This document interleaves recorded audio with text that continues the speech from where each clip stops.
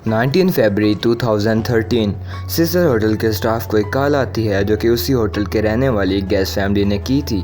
वो स्टाफ से कहती हैं कि टंकी से आने पानी से काफ़ी गंदी स्मेल आ रही है, क्या तुम जाकर चेक कर सकते हो। ये सुनते ही स्टाफ का एक मेंबर रूफ की चाबियां लेकर टंकी देखने के लिए चला जाता है। एंड जब वो टंकी का ढक्कन हटाता है तो उसकी फट के हाथ में आ जाती है। कॉज टंकी के अंदर एक गली बड़ी बड़ी होती है।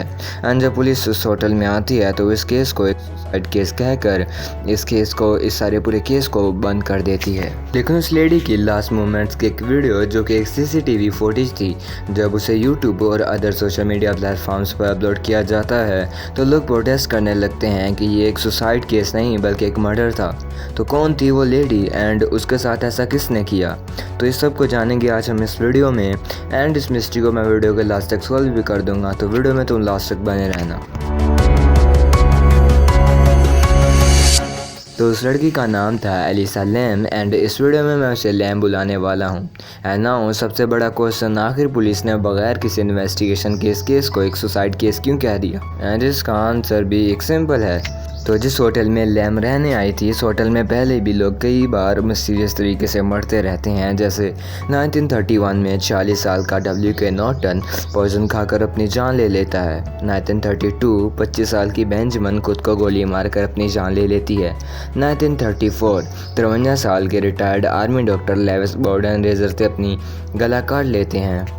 मोर ओवर हमें उनके पास से एक नोट भी मिलता है जहाँ पर वो लिखते हैं कि सब कुछ उन्होंने अपनी बीमारी की वजह से किया।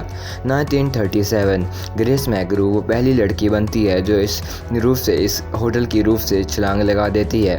पुलिस को इसकी लाश वायर्स में लिपटी हुई मिलती है। एंड इस केस में भी ये इनक्लियर था कि एक सुसाइड केस है या फिर एक मर्डर है। अब इस केस को लेकर लोग अपनी थ्योरीज बनाते हैं, लेकिन मैं तुम्हें कुछ फेमस थ्योरीज के बारे में बताता हूँ। अगर तुम्हें याद हो तो मैंने वीडियो के स्टार्ट में तुम्हें एक सीसीटीवी फुटेज के बारे में बताया था। बेसिकली ये सीसीटीवी फुटेज एक लिफ्ट के कैमरे ने रिकॉर्ड की थी, जहाँ पर हम लैम को भी देख सकते हैं एंड ये भी देख सकते हैं कि वो कितनी डरी हुई थी। यहाँ पर कुछ लोग कहते हैं कि कोई चीज़ लैम को स्टॉक कर रही थी एंड कुछ कहते हैं कि लिफ्ट में कोई मसला था। कॉज हम सीसीटीवी फुटेज में ये चीज़ क्लियरली देख सकते हैं कि सीसीटीवी फुटेज में लिफ्ट जो थी वो कुछ देर के लिए नहीं चली। कुछ कहते हैं कि लैम को किसी खास टाइप की मेंटल इलनेस थी एंड कुछ कहते हैं कि उसने कुछ ज़्यादा ही ठूस ली थी। एंड नाउ जो चीज़ मैं तुम्हें बताने वाला हूँ उसी वजह से ये केस काफ़ी फेमस है। जिस होटल में लैम रहती थी उस होटल की रूफ पर सिर्फ स्टाफ मेंबर्स जा सकते थे। अगर तुम्हें याद हो तो मैंने तुम्हें वीडियो के स्टार्ट में भी ये चीज़ बताई थी। तो आखिर लैम कैसे रुक पर चली गई, इस बात का जवाब मैं तुम्हें कुछ देर में देने वाला हूँ वीडियो में। पहले उन थ्योरीज के ऊपर बात करते हैं जो मैंने तुम्हें अभी बताई हैं। अगर हम सीसीटीवी फुटेज देखें तो लैम के कई बार बटन प्रेस करने पर भी लिफ्ट नहीं चलती। जब ऑनलाइन इन्वेस्टिगेटर्स इस चीज़ को इन्वेस्टिगेट करते हैं तो हमें पता चलता है कि लैम जिन बटन्स को प्रेस कर रही थी उनमें से एक बटन होल्ड भी था। एंड अगर तुम होल्ड बटन को प्रेस करते हो किसी लिफ्ट में तो हमारी लिफ्ट जो है 2 मिनट के लिए रुक जाती है। एंड उसके बाद हम वीडियो के लास्ट में ये भी देख सकते हैं कि वो लिफ्ट दोबारा चल भी पड़ी थी, मतलब लिफ्ट में कोई ख़राबी नहीं थी। एंड नाउ बात करते हैं कि आखिर लैम रूफ पर कैसे पहुंची। जिस टाइप के होटल में लैम रहती थी उन होटल्स में एक इमरजेंसी रूम होता है जो रूफ से कनेक्टेड होता है। इन्हीं रूम्स को फायर इमरजेंसी रूम्स कहा जाता है। लिफ्ट में लैम थी, उसी लिफ्ट की बगल में ये इमरजेंसी रूम भी था।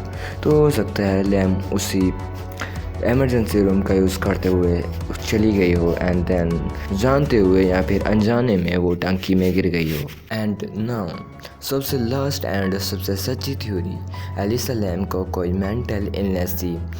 इस बात को उसके घर वाले एंड उसकी रूममेट भी एग्री करती है।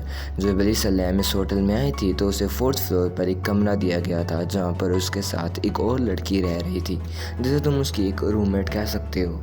एंड उसने ये कहकर अपना रूम चेंज करवा लिया था कि लैम काफ़ी डिस्टर्ब है एंड वो काफ़ी डिस्टर्बिंग हरकतें करती हैं। जब पुलिस ने उसके घर वालों से बात की तो उनके घर वालों का भी यही कहना था कि एलिसा लैम को एंग्जाइटी थी, उसे अक्सर नाइटमेयर्स आया करते थे एंड वो अपनी मेडिसिन भी टाइम पर नहीं ली करती थी। एंड लास्ट में ये चीज़ प्रूव्ड है कि एलिसा लैम को कोई मेंटल इलनेस थी और उसका माइंड भी थोड़ा सा ख़राब था। एंड जब उसे ये चीज़ हुई तो उसने अनजाने में या फिर जानते हुए सुसाइड कर ली।